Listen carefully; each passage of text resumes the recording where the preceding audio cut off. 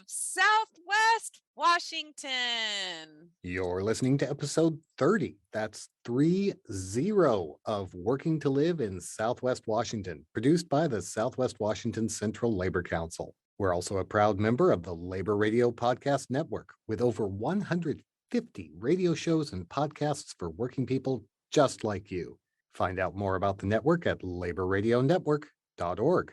I'm Shannon Myers. And I'm Harold Phillips. And before we get started, we always like to remind you that the views and opinions expressed on this show are not necessarily the views and opinions of the Southwest Washington Central Labor Council, its affiliate unions, our guest unions, their employers, not even their political signs. Nobody but themselves. Not even their political science? Are political science like people? Are I these said aliens? signs. Oh, Do you want me to signs. say that again? No, actually, I'm glad you said signs because Shannon, have you seen all the political signs around town lately? Are you kidding? We live in Vancouver, Washington. Signs are everywhere and they start popping up almost a year before the election even happens. So it's only going to get worse. And I guarantee you, people are all about signs in Vancouver. And, it's interesting. Part of the reason why it's because we get no airtime on the television. It's all Oregon and Portland politics, and it's so expensive to do airtime that everybody spends all their money on political signs. It's crazy.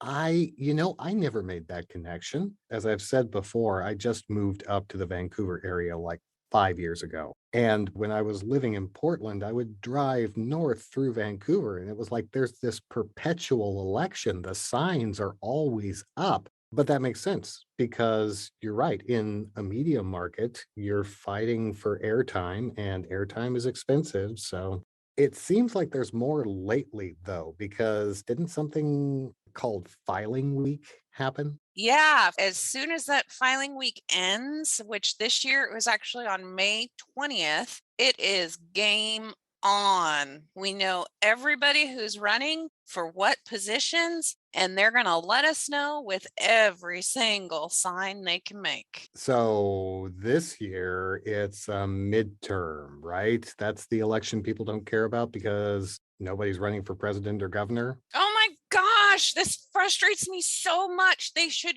care about this election probably more than the others because these elections are so super important for our state and for our county. These are the offices that actually affect our lives every single day.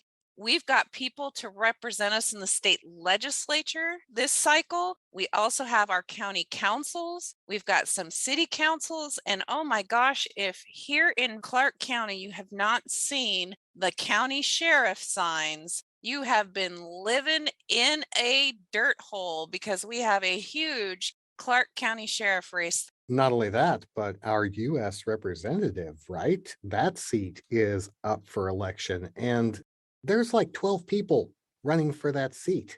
How can people tell which of the candidates for these offices are going to focus on working people's issues if they get elected? And that's where our endorsements come in at the Labor Council. So political candidates get to say a lot of things to get elected. But it is really important to make sure that you are actually getting down and dirty with those candidates and making sure that they are going to protect living wages, safety conditions, and hours on the job. We need jobs, and that is what the labor movement is looking for. So we actually run them through an extremely Okay. Hold on. I know you're a political junkie. I know that you're excited about this stuff, but a lot of the listeners are still trying to figure out what is the election, who's running for election. Thankfully, we have a couple people here who can help us weed our way through, who may not be political junkies like you, but are pretty versed in the political process.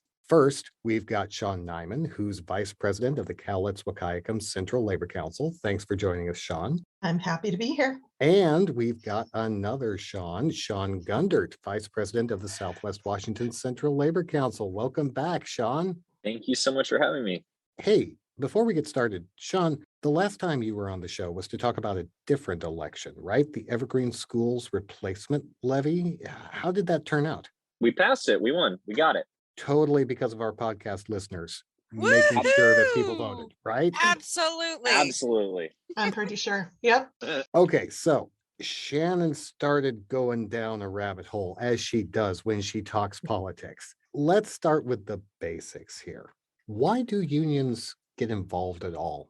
Why does labor get involved in the political process? I always tell our members that politics is our paychecks, literally our paychecks and benefits. And I'm with public sector, so taxpayers are contributing and decisions are made around where that tax money is going to go. And ultimately, it affects our workers in the public sector. But if you're talking about public sector workers trying to pick their own bosses, isn't that kind of topsy-turvy? Well, it's supposed to be a democracy. Democracy means led by the people. So no, I would argue that it's not. It should be that way. We should be deciding who's going to be in charge, who's making the decisions. Who makes the decisions affects all of us. Like, it's not just public sector workers, it's everything. You look at wages in any state that has favored right to work legislation versus any state that hasn't. Unfortunately, there's a clear divide, and those wages match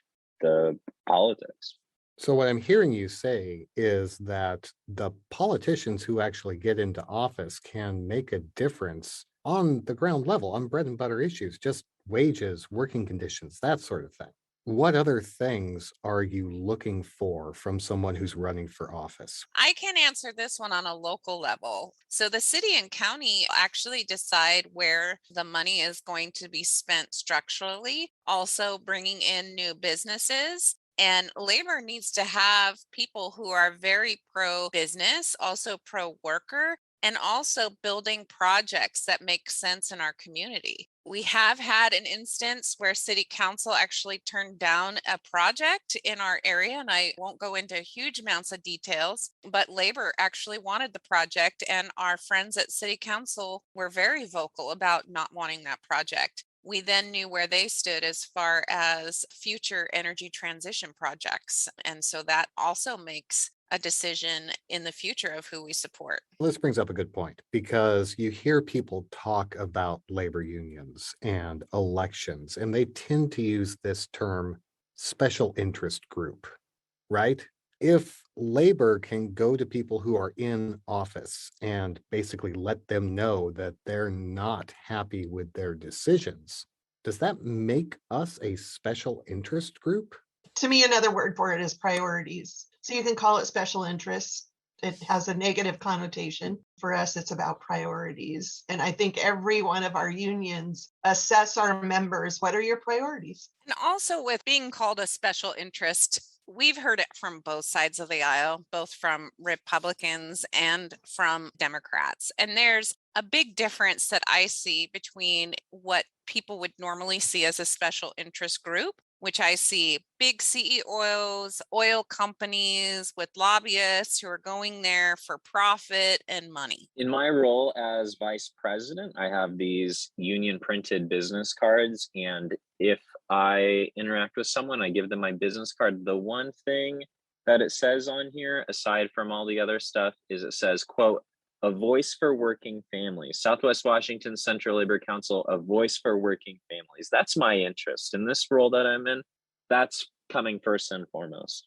We as a labor movement have a very democratic process to where we actually communicate all the way down to the baker on the shop floor, to the theater employee behind the stage. These people are delegates at our labor councils. They are the ones that are voting on who labor is ultimately going to support. So our interest is not for an individual or for an organization. It's actually for the 500,000 union members throughout the entire state of Washington. It's their interest. That's what I would say would be a difference between the labor movement and a quote unquote special interest group. So you brought up this whole idea of polling the members and having the members vote. I think there's this stereotype out there that when unions make endorsements, it's some shadowy political boss figure who's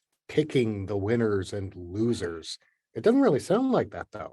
It sounds like this process is a lot different than how it's been spun. I'll explain a little bit of the process, and then I hope that the Shawns will jump on in here, because we at the labor councils actually put together letters and questionnaires that are sent out to every single person who has filed on the PDC website, which is the Public Disclosure Commission website. Anybody can look this up. It shows you who's filed for office, how much they've raised. It'll tell you how to contact them by phone, by email, everything. So what we do, or actually the Shawns do, is they go in to the PDC website, find out who in our area is running for office, and send a letter to absolutely every single person who has filed for office and invite them to come to the labor councils and interview and talk to us. I sent invitations to every single candidate running for those positions. I attached questionnaires to them and invited them and answered any questions people had and arranged to interview.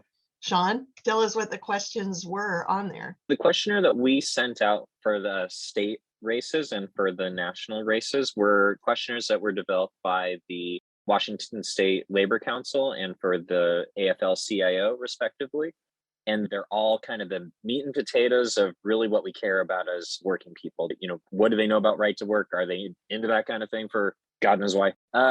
We ask just sometimes the basics. Have you ever belonged to a union? Have you ever crossed a picket line? Something our members would want to know. What is your involvement? What is your knowledge? What do you even know about unions and why you're sitting in front of us? I liked how you said it was about the meat and potatoes, because even though our unions are diverse, it is about working families and the conditions of the workers that we're asking about. We Absolutely. also ask them if they believe in the right to organize, because there are so many people in our local and state offices who have represented workers in their offices. And if they don't believe in the right to organize or to collectively bargain, that's a big problem for us, because they are going to be bosses of our union members who are there under a collective bargaining agreement. So, Shawn or Shawn, do they all turn the questionnaires back in? And do you set up an interview time? Does everybody show up for interviews? I invited everybody. Not everyone chose to respond. Not everyone scheduled an interview. Not everyone completed the questionnaire. And I think that looking at how they answered them and who decided to answer those questionnaires and who didn't, it looks like, you know, the people that chose to answer those questionnaires are the people that have a priority of having working people in mind. So when did you hold interviews? Where did you hold them? And what offices did you guys decide on? We held them at the IBEW office. We also had some by Zoom, and those who were interviewing were delegates and officers with 3 or 4 CLCs, I think, all present. CLC, what is that? Oh, thank you. Central Labor Council.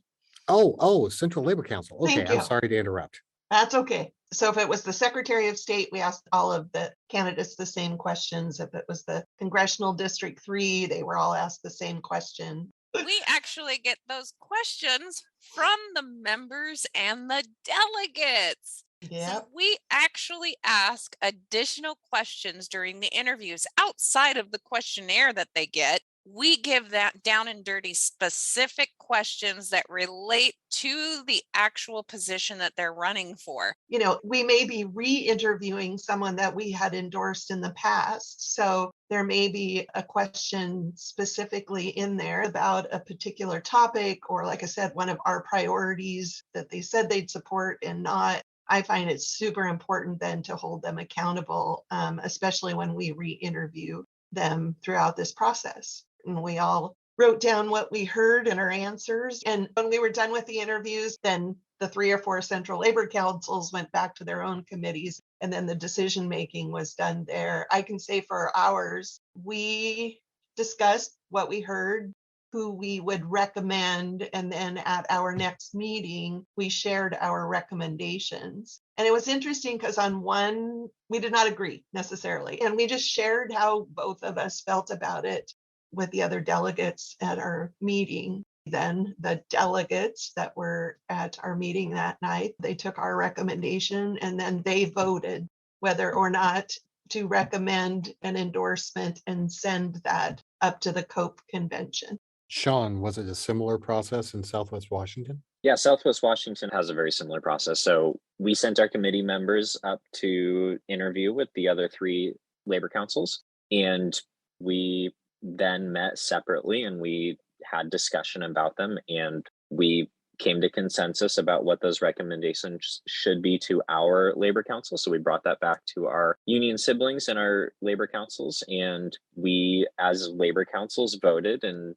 decided to recommend for endorsement at the state level people in the various positions that we recommended for. So wait a second. You have interviews with some people, then you take it to a meeting and you get more approvals from that meeting. And then you're saying you take it to another meeting to get more approvals? Wow. This is a long democratic process. Lots of voting. Yeah, tell us about that because Shaun Nyman, you mentioned something called COPE. Is that what you were talking about, Shaun Gundert, about taking it up to the state level? Yeah, for sure. COPE is a committee on political education that is run through the state labor council, and that's how the endorsement process works at the state level. We vote on who we want to endorse as Washington State Labor Council for our candidates in the state level races, including the legislative, House and Senate representatives. It's actually called a convention. And I've gone to probably 23 of these now, which is fantastic if you're a political geek like us. But what happens is all of our union affiliates or locals, and the Washington State Labor Council actually represents over 600 individual unions around the state. They get invitations to come to Seattle, usually at the Machinists Hall up in Tukwila. There's 200 or 300 of us from all around the state, and we go through every single congressional race, every single state senator race, every single state rep race, one by one by one. And we actually look at every single candidate, determine if they're working family friendly. We give our pros and cons, and this is Teamsters, steelworkers, educators, nurses, machinists, all of us are in there talking about these candidates and then ultimately voting on endorsements. So once the vote is done at the Convention on Political Education, then you have endorsed candidates, right? Labor is endorsing candidates in our races. So what happens after the endorsement? I mean, what do you get besides a little checkbox?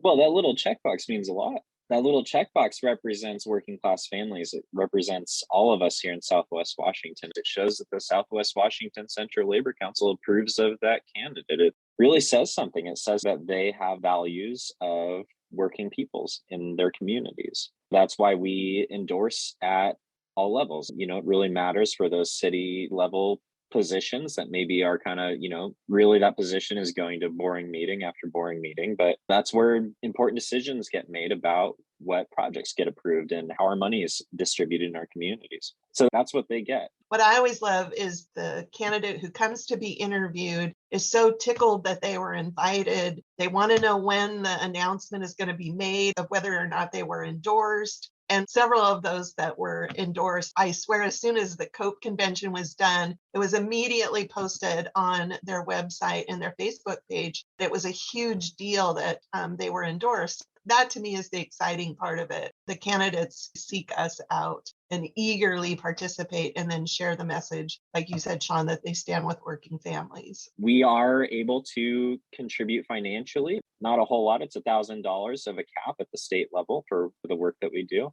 I don't know if you're familiar with political races and how much money they cost these days. $1,000 doesn't get you very far. $1,000 can make you some of those signs that we see around Vancouver, but not very many. So it's really the message that has the biggest impact. And let's not forget about what the labor movement does best. That's boots on the ground and our members. We educate our members on those electeds or hopeful electeds who actually care about our jobs and our families and our welfare and our communities. We get people motivated and we get people to vote. We get our members out there. Yes, the boots on the ground. My boots are kind of worn out and I'm a little more into the phone banking and whatever else. But yes, I think it's Shaun, and my probably next job is to start mobilizing those folks. Can I share who we endorsed? So for the US Senate, we endorsed Patty Murray. For the 3rd Congressional District, we endorsed Marie Gluesenkamp Perez. So those are our 2 congressional candidates. And then we also made some endorsements for the state Supreme Court seats. And those are Mary Yu, Barbara Madsen, and Helen Whitener. Oh, I'm so glad that you're making endorsements for judges, because I think that's something that people struggle with. They don't know anything about the judges. So this should really help them. Yeah, and the judges that we interviewed were thrilled to speak with us because they're often not invited to be interviewed. We in the labor movement have been encouraging our members to step up and run for office. And now we have 5 union members running for a state representative position in Southwest Washington. And we've endorsed all 5. Yeah, we have in the 17th in both positions. We have 2 union members running. We have Terry Niles in position 1. And we have Joe Kier in position 2. And they're both fantastic. They're both people that we have great relationships with already, that have a lot of great things to say regarding working people and our interests. In the 18th, we have John Zingali, who's a teacher at iTech. He's a history teacher of the year. He prints out pocket constitutions for his students every year. He's very involved in the American democratic process. And then we also have Duncan Camacho in position 2 in the 18th. And he is a nurse that's been really working hard as a nurse and as a union member, especially during COVID. And let's not forget our amazing sister, Monica Stonier, who is also an educator running in the 49th. She's a member of my local Evergreen Education Association. She's fantastic. And she helped us get that levy passed. We've been talking about the legislative districts down south of Cowlitz County. Shaun, did you folks make endorsement for your legislative districts? Well, we did not in LD 19 because people filed at the very last minute. So Representative Walsh, I think there are 1 or 2 running against him, and Representative Joel McIntyre. So there will be 2 races in LD 19. July 9th, I believe, we'll be doing the same process. We'll be sending the invitation out, sending the questionnaire out, interviewing those who want to participate, and then making endorsement. It'll still be before the primary, and we will get that out right away. So Washington has kind of a different primary than a lot of states where our listeners may be listening from. It's not like a Democrat or a Republican primary. How does that work? We have a top 2 primary in Washington state. So the top 2 candidates who get the most votes on the primary ballot, assuming there are 2 candidates or more than 2 candidates, those are the candidates that move on past the primary into the general election. So it's not guaranteed. And that's why it's also important to consider that it's not about political party. It's about who is going to represent working people best.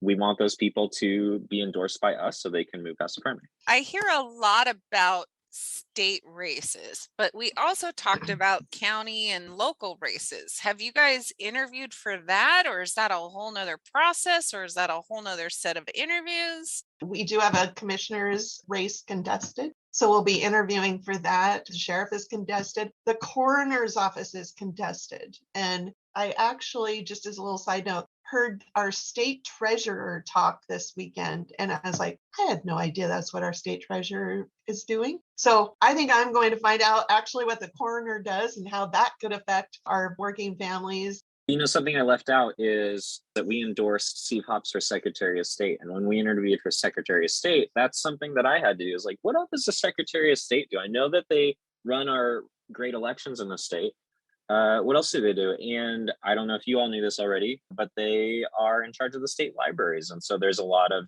interesting questions to be asked about information and how it's transferred. And that includes our libraries in our prisons. And there's a lot of questions that could be asked or should be asked about some of our incarcerated community members. So are you doing additional interviews in Southwest Washington like they're doing up in Cowlitz, Wahkiakum? Yeah, so we are going to be interviewing anybody that has any touch at any level with our working families in Southwest Washington. So we are requesting interviews from everyone that's running for any Clark County, any Skamania County, any Klickitat County positions. That would include sheriffs, county counselors, as Shaun Nyman mentioned, and even mayors. Shaun says coroners. I don't know about coroners, but we have auditors running. Our public utility district commissioners, anybody that has any sort of impact on working families in Southwest Washington, that's anybody in any position, really. So yeah, we're going to be interviewing toward the end of the month, and we're going to make sure that we get our families represented. This all sounds like a lot of work. Shannon kind of laid it out. You go to this interview and then you have this vote, and then you have to take it somewhere else and have this vote. And then even after the endorsements, you're not done because you have to have more interviews and more votes. Is it worth all the effort? I don't like politics, and I think it is. I love politics. I definitely think it is. And of course, you all know where I sit. Go politics! These people are making decisions that affect us. And whomever they are in these positions, I want to make sure that those people are representing our interests. I want to make sure that my needs are being met as a community member. I want to make sure that my neighbors' needs are being met. I want to make sure that my coworkers' needs are being met. That we have people that represent us in a representative democracy. One of the best parts of the process is learning something new about it. I've also ran for office, and I know how hard it is. And so there's a little bit of empathy. I get what they're going through, and the fact that they will take the time and be interviewed and are supportive of labor, I think is a good thing. Before we go, you were talking about signs earlier. I think another reason why there's so many signs out there is because depending on which county you're from, going into the primary, there is no voter pamphlet. So folks get their ballot and they're like, I don't know who any of these people are, and I don't know anything about them. And I think newspapers will hold off doing their endorsements until the general election, so you don't get information from that source. So even though signs are annoying, it lets you know who's running, and I would hope most people go seek out the information, but because they won't, then what do? We bring it to them. We bring the information to our members and why we endorsed and why we'll stand with them and walk with them. Well, thank you so much, Shaun Nyman, Vice President of the Cowlitz Wahkiakum Central Labor Council, and Shaun Gundert, Vice President of the Southwest Washington Central Labor Council. Thank you. Thank you. And thank you, working people, for joining us on another episode of Working to Live in Southwest Washington, produced by the Southwest Washington Central Labor Council. And you know, folks, we want to make sure that the candidates that we endorse are committed to giving people a voice in their workplace. So we make sure that they pledge to use union goods and services in their campaign before we endorse them. And we practice what we preach, of course. And that's why this podcast was recorded under a SAG-AFTRA collective bargaining agreement. That's how you lead by example, folks. Remember, working people, this is your show. We want to know what you want to hear on it. Email us at podcast@swwaclc.org or find us on Facebook, Instagram, and Twitter at SWWACLC. And don't forget to subscribe to the show. Pass the link on to your friends and family, because here, if you're not into politics, don't worry, we'll make it easy. So share the podcast until November. And while you're at it, give us 5 stars or fill in the bubble on the ballot and stuff it in the envelope, or whatever your podcast platform of choice gives you to let people know you like what we're doing here. One last thing, folks. We talked a little bit at the top of the show about how People don't care about midterm elections because there's no president, there's no governor. They're just a bunch of people who are running for jobs that you don't even know what they do. But like Shaun and Shawn pointed out, finding out what these jobs do is part of the process. You may not know what a soil and lands commissioner does. You may not know what a comptroller does, but I can almost guarantee you the people who get elected to those offices are going to have some impact in your life. So finding out what they do and finding out who's running for those positions can make the difference between you having a pretty good time in the next few years and you running into some jams. So take the time, look at our endorsements, look at other endorsements, read your voter's pamphlet when it comes in. I know it's like a phone book, but take the time to read it, take the time to get to know the candidates and make an informed choice. And speaking about informed choice, a thing that I would like to recommend, don't vote on party lines. Things are so tribal right now, and we really need to start educating ourselves and putting the best people in the job, not because they're a Republican or a Democrat or an independent. It's because they actually know what they have to do as a Clark County commissioner and that they actually have the skills to do it. So make sure that you're looking at your candidates, look at their resume. Just like any job, we have to have a resume, a cover letter, and an interview, and then we need to be hired. It's the same kind of process for our electeds. So please do your research and vote for the person that's best for the job.